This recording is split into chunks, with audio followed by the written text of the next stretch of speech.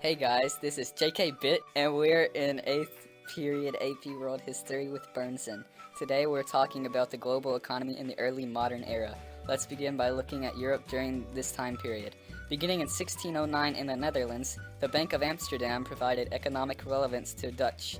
This bank was one of the first deposit and transfer institutions, making it what could be considered a modern bank. It was also a joint stock bank. Joint stock companies are organized in a similar manner to a general partnership, meaning that there are several owners who split the profits and liabilities of the company.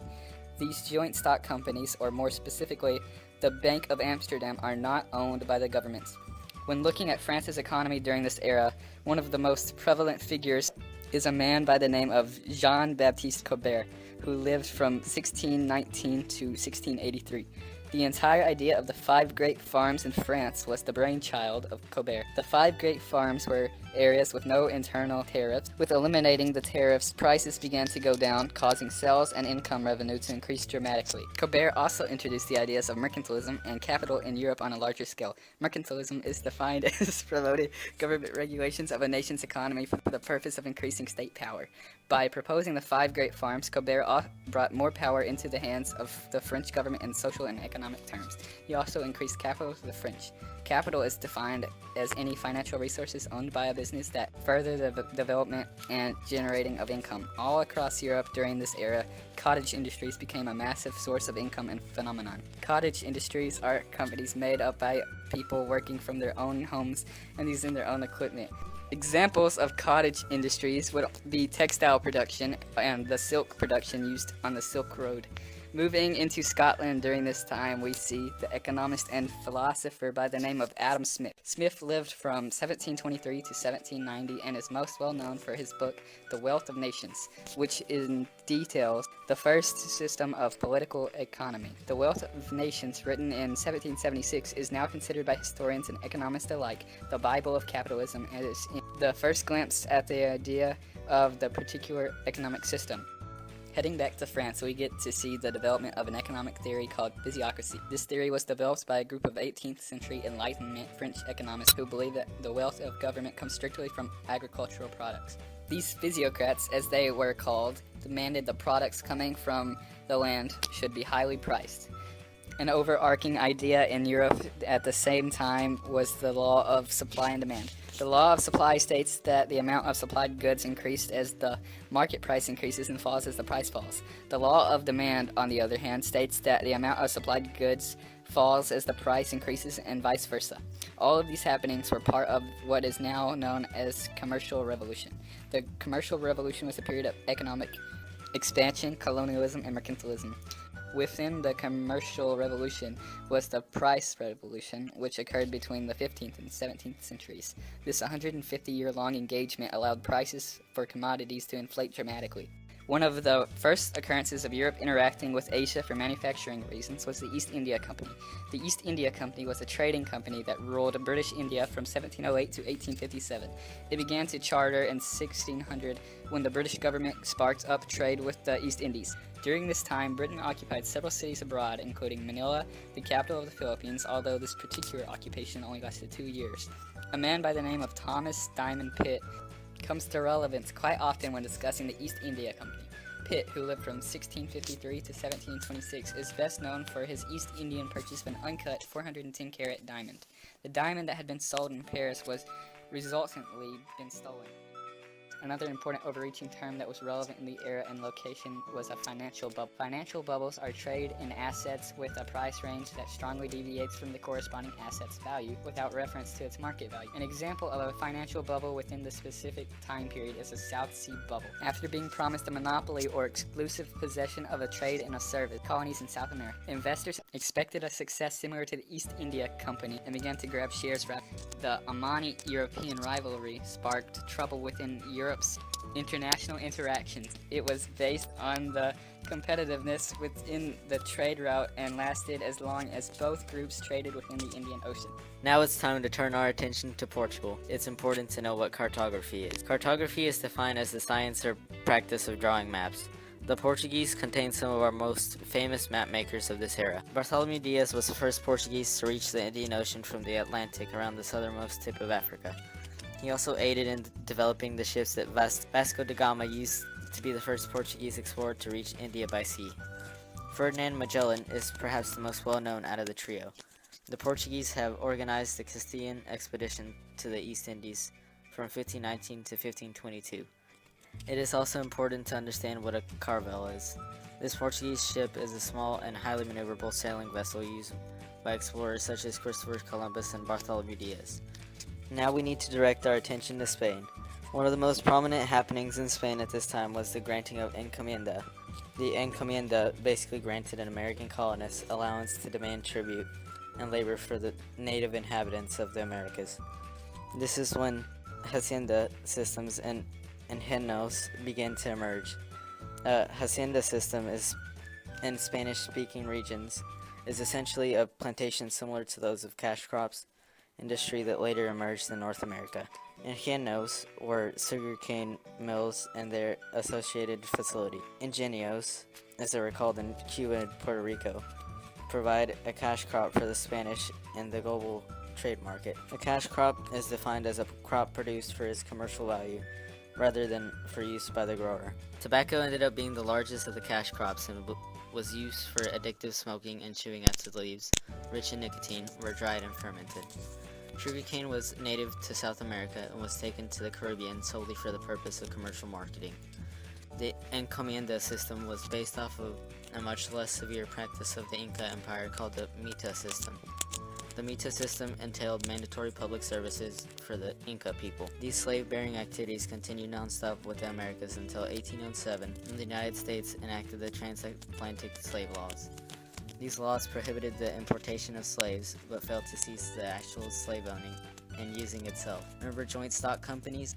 The London Company was another one of those used for establishing colonial settlements in North America by the English. The London Company was established in 1606 by royal charter during the King James I reign. Indentured servitude is an important overarching term when looking at this section of the era. One who participates in indentured servitude is defined as a person under contract to work for another person for a definite period of time. So now let's focus back in on Spain. Probably the most famous Spaniard from this era is Christopher Columbus, an Italian explorer and colonizer, but did a great deal of his more well-known voyages under Spanish funding. Columbus is credited with founding of the Americas. The Taínos were the first people that Columbus came into contact with upon entering the Americas. The Taínos, however, ended up being wiped out by enslavement and disease. One of the largest silver trading centers was in a Bolivian city called Potosi. Its central mine caused a 16th century silver boom, causing great economic thrive in the region. Another important term to note is galleon, a Spanish warship that was later used for trade and voyaging. The word galleon literally translates to large ship, and the term derived from the old French word galleon, which meant little ship. The Columbian Exchange emerged as a result of Columbus's colonization. Things such as plants, animals, culture, human populations, technology, and ideas were traded long-term along this infusing trade route. As a result, though, the world's diversity level in terms of people, animals, and plants reduced drastically. We did, however, develop more cultural uniqueness through this exchange by blending already existing cultures. One of these new blends, for example, was Creole. If someone is considered Creole, they have a mix of European and African Caribbean descent. The Northwest Passage, however, offered a more literal sense of trade. This ocean-ridden path connected the northern Atlantic and Pacific Oceans. Colonies were defined as territories of a country that produced goods for their mother country. In this case, the mother country is Spain, and the colonies are the Americas. Barracoons are defined as a temporary enclosure for slaves. This is where slaves were typically held when they were first enslaved and had not been yet traded to a plantation. Polygyny was first seen in this time as well. Polygyny is defined as polygamy, or marriage of multiple people, in which a man has more than one wife. Conquistadors is another extremely important vocabulary word. A conquistador is defined as a conqueror specifically prominent to the 16th century that originated from Spain. Christopher Columbus, for example, could be considered a conquistador. The Atlantic trade system was the best known triangular trading system that operated from the late 16th century to the early 19th century. It traded many things, including cash crops and manufactured goods, but was most commonly recognized for its biggest source of traded income, slaves. The trade ran between West Africa, the Caribbean American colonies, and the European colonial powers. In order to commemorate this changing time in history, the House of Slaves Museum was opened on the Ile de Gorée. A major stop within the Atlantic trade system, and the House of Slaves was a literal house of slaves during the Atlantic trade's peak season. Another important trading location within this era is Arkhangelsk. This major Russian seaport has remained the most important source of maritime trade for Russia. The Silk Road, as you should know, was an ancient network of trade routes that for centuries were central to cultural interaction throughout the Asian continent. In this major trading boom, middlemen became a common occupation. Middlemen are defined as people who buy goods from producers and sell them to retailers or consumers. This major trade route traded anything from porcelain to furs. Fur trade actually became extremely prominent once Eastern Europe became a key trading post on the route. The Black Sea is a body of water between southeastern Europe and western Asia, and it served as a trade route and source of expansion for countries and empires in the region. Barbary pirates were pirates and privateers who ruled the North African coast and not only seized ships, but also embarked on razzias, or raids on European coastal towns. While trade, of course, brought wealth to the participating nations, it also brought tourist attractions.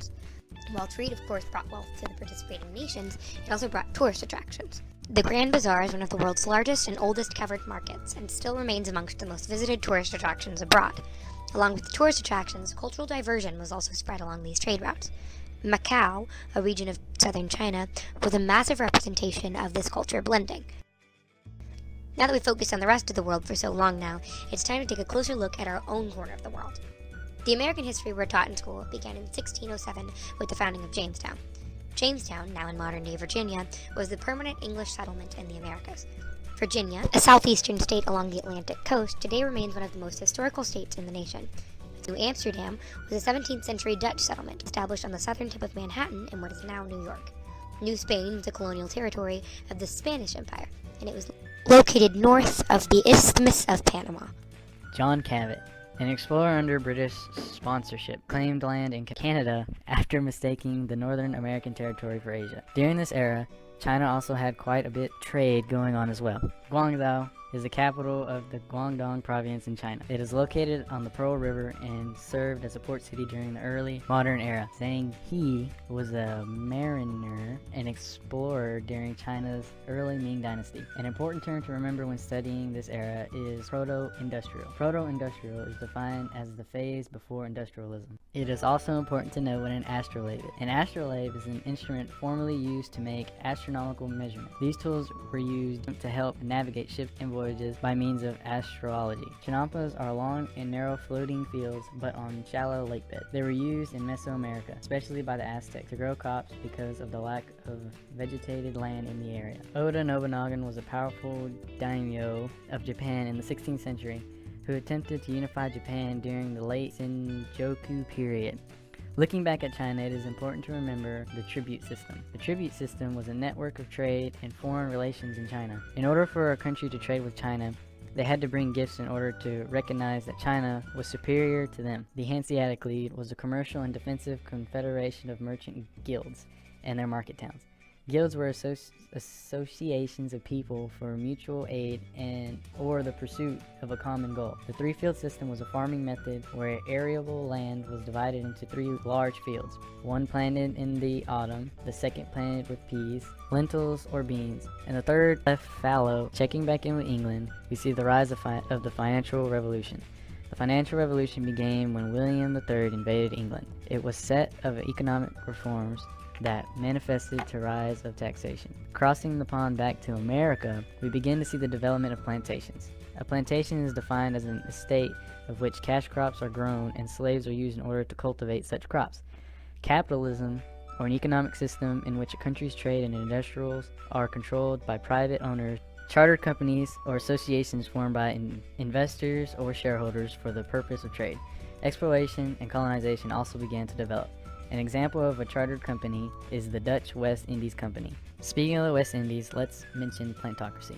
Plantocracy was a population of planters regarded as the dominant class, especially in the West Indies. It was dominated by plantation owners and sometimes nicknamed slaveocracy. Where did all these slaves come from, you might ask? The answer is from the slave coast. The slave coasts were parts of coastal West Africa along the Bight of Benin. that served as a major source of African slaves for nearly 3 centuries. The Gold Coast, however, was exactly what it sounds like, an area rich in gold that was located in what is now the nation of Ghana. These two major trading centuries, both centralized on the coast of West Africa, sparked the creation of the Royal African Company. It was a mercantile company set up while all the trade was occurring separately for most of this period. Eventually, the Great Circuit was set up.